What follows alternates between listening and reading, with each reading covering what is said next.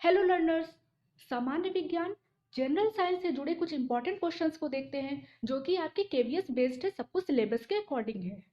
पहला क्वेश्चन है, किस धातु की विद्युत चालकता सबसे अधिक होती है? इट मीन्स कौन ऐसा मेटल है जो कि हाईएस्ट कंडक्टर ऑफ इलेक्ट्रिसिटी होता है, जिसमें इलेक्ट्रिसिटी है वो बहुत इजीली पास हो जाती है।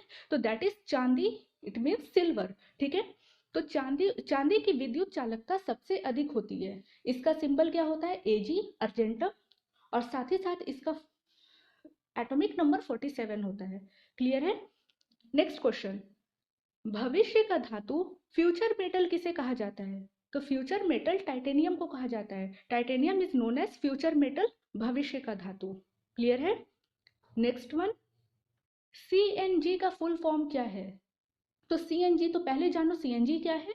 तो यह एक प्राकृतिक गैस होती है जिसका फुल फॉर्म होता है कंप्रेस्ड नेचुरल गैस, और इसमें सबसे ज्यादा मीथेन गैस पाई जाती है, और मीथेन का फॉर्मूला होता है CH4। क्लियर है?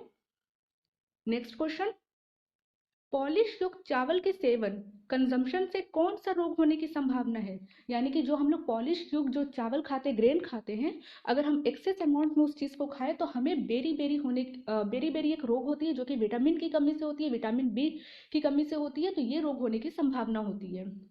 नेक्स्ट क्वेश्चन, शुद्ध जल का पीएच मान क्या होता है? यानी कि प्योर वाटर का पीएच वैल्यू क्या होती है? तो पीएच वैल्यू होता है पोटेंशियल ऑफ हाइड्रोजन, जो कि बताता है कि कोई भी सॉल्यूशन एसिडिक है या फिर बेसिक है, इन हिंदी अम्लीय है या फिर क्षारीय है। देखो, एक पीएच जो इंडिकेटर होता है उसका रेंज होता है 0 टू 14। ठीक है, तो 0 टू 7 के बीच में है, तो अगर आपका कोई सॉल्यूशन का रेंज आता है तो वो कहलाता है एसिडिक, अम्लीय। और अगर 7 टू 14 के बीच में है तो वो जो आपका सॉल्यूशन है वो बेसिक होता है, मतलब कि क्षारीय होता है। तो एक नॉर्मल जो प्योर वाटर होता है उसका पीएच वैल्यू 7, क्योंकि 7 क्या होता है? न्यूट्रल। क्लियर है? नेक्स्ट क्वेश्चन इज, एक अश्व शक्ति हॉर्स पावर कितने के बराबर होता है? तो जो हॉर्स पावर होता है वो पावर की यूनिट होती है। ठीक है, पावर शक्ति की यूनिट होती है। तो एक horse power is equal to 746 watt, क्योंकि पावर की यूनिट वाट भी होती है। तो एक horse power is equal to 746 watt. Next question is, AIDS रोग किस विषाणु से होता है? एड्स जो एक बीमारी होती है किस विषाणु से होता है? तो पहले जानो कि एड्स रोग क्या है। Acquired immuno deficiency syndrome. It means acquired मतलब किसी चीज को ग्रहण करना, इम्यूनो यानी इम्यूनिटी, जहां पे आपका रोग प्रतिरोधक क्षमता कम हो गई, डिफिशियंसी यानी कमी, और सिंड्रोम यानी एक ऐसी बीमारी है जिससे इंसान की इम्यूनिटी कमजोर हो जाती है, धीरे धीरे वीक पड़ती है, और एट द एंड इंसान की मृत्यु हो जाती है। तो ये जो होता है वो HIV वायरस के कारण होता है, HIV विषाणु के कारण होता है। और इससे जुड़ी एक और बात कि वर्ल्ड एड्स डे कब मनाया जाता है? तो दैट इज ऑन 1 दिसंबर। 1 दिसंबर को वर्ल्ड एड्स डे मनाया जाता है, जो कि आपको बहुत बार क्वेश्चन पूछा जा सकता है। और ये आपको कैसे होता है? जैसे एक नॉर्मल पर्सन से इफेक्टेड पर्सन को ट्रांसमिट हो जाता है, जैसे कोई सेक्सुअल रिलेशनशिप हो गया, या फिर कोई ऐसा मतलब इन्फेक्टेड पर्सन के सिरिंज लगने की वजह से, या जो बार बार लोग रेजर यूज करता है, इन सब छोटी छोटी गलतियों की वजह से ये ट्रांसमिट हो सकता है। नेक्स्ट क्वेश्चन इज, मानव शरीर की सबसे बड़ी ग्रंथि कौन है? यानी ह्यूमन बॉडी की सबसे बड़ी ग्रंथि, ग्रंथि यानी ग्लैंड कौन है? तो एक ह्यूमन बॉडी का सबसे बड़ा जो ग्लैंड है दैट इज यकृत, लीवर। लीवर को सबसे बड़ी ग्रंथि कहा जाता है। अगला क्वेश्चन, वह गैस जो रक्त में कार्बोक्सी हीमोग्लोबिन बनाती है जिससे दम घुटता है, वह क्या है? मतलब कि एक ऐसी गैस जो कि हमारे ब्लड में कार्बोक्सी हीमोग्लोबिन बनाती है। तो पहले जानो हीमोग्लोबिन क्या है। तो हीमोग्लोबिन जो है वो हमारे ब्लड को कलर देता है, रेड कलर जो होता है वो हीमोग्लोबिन की वजह से होता है। और साथ ही साथ ये लंग्स के थ्रू जो ब्लड में ऑक्सीजन प्रोवाइड करता है, ट्रांसफर करता है।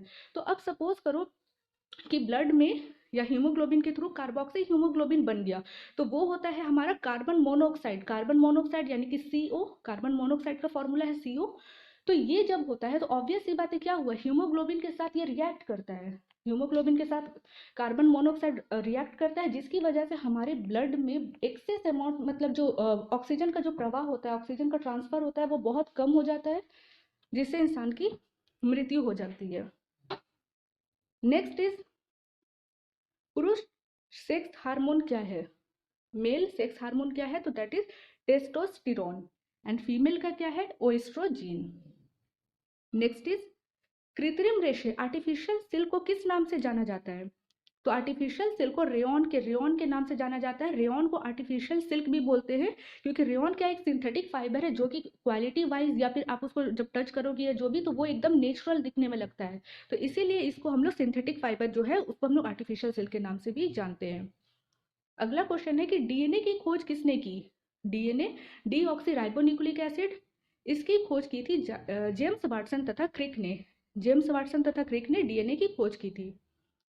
नेक्स्ट इज, किस अंग को मानव शरीर का रक्त बैंक, ब्लड बैंक कहा जाता है? कौन सा अंग को मानव शरीर, ह्यूमन बॉडी का ब्लड बैंक कहा जाता है? तो वो है प्लीहा, स्प्लीन। स्प्लीन को मानव शरीर का रक्त बैंक कहा जाता है। अगला है, फ्रूट्स को पकाने के लिए किस रसायन का प्रयोग होता है? तो देखो बहुत बारी ऐसा होता है हम लोग मार्केट से फ्रूट लाते हैं और वो टाइम से पहले ही सड़ जाता है, गल जाता है, क्योंकि वो कार्बाइड का पका होता है। हम लोग कार्बाइड तो सब जानते हैं कि कार्बाइड का पका होता है जिसकी वजह से फ्रूट्स खराब हो जाते हैं, सड़ जाते हैं। लेकिन वो जो कार्बाइड है, वो जो रसायन है वो है कैल्शियम कार्बाइड। तो यानी कि जो फ्रूट सेलर जो होते हैं वो कैल्शियम कार्बाइड के थ्रू उसको पकाते हैं जिसकी वजह से वो वक्त से पहले पकता है और सड़ के खराब हो जाता है। तो ये याद रखना, कैल्शियम कार्बाइड की वजह से फ्रूट्स जो है वो खराब होते हैं, इसमें वही रसायन मिला होता है, केमिकल मिला होता है। नेक्स्ट है कि 1 न्यूटन कितने डाइन के बराबर है? तो न्यूटन क्या है? फोर्स की यूनिट है, फोर्स की मात्रा है, बल की मात्रा है। तो 1 न्यूटन जो है वो 10⁵ डाइन के बराबर होती है। और जो बल है यानी कि फोर्स की सीजीएस में मात्रक, सीजीएस यानी कि सेंटीमीटर ग्राम सेकेंड, इसमें इसकी इकाई डाइन है। वही एसआई स्टैंडर्ड यूनिट में इसकी इकाई न्यूटन होती है। तो ये था आपका जनरल साइंस से जुड़े कुछ इंपॉर्टेंट क्वेश्चंस। ठीक है, आज की वीडियो में इतना ही। अभी नेक्स्ट वीडियो से मैं क्या करने वाली हूँ कि जो भी आपके जीके पोर्शन हो गया, करंट अफेयर्स पोर्शन हो गया या स्टैटिक जीके हो गया, इन सब का मिसलेनियस क्वेश्चन प्रोवाइड करूंगी ताकि आपके कम टाइम में ज़्यादा से ज़्यादा मटेरियल प्रोवाइड हो जाए और आपकी प्रिपरेशन में बहुत आसानी हो। ठीक है, तो अगर वीडियो इन्फॉर्मेटिव लगी हो तो प्लीज़ इनकरेज कर देना और अपने फीडबैक और जितने भी डाउट्स या क्यूरीज है मुझे कमेंट में ज़रूर बताओ। मिलते हैं नेक्स्ट वीडियो में। Till then stay blessed and keep learning. Thank you.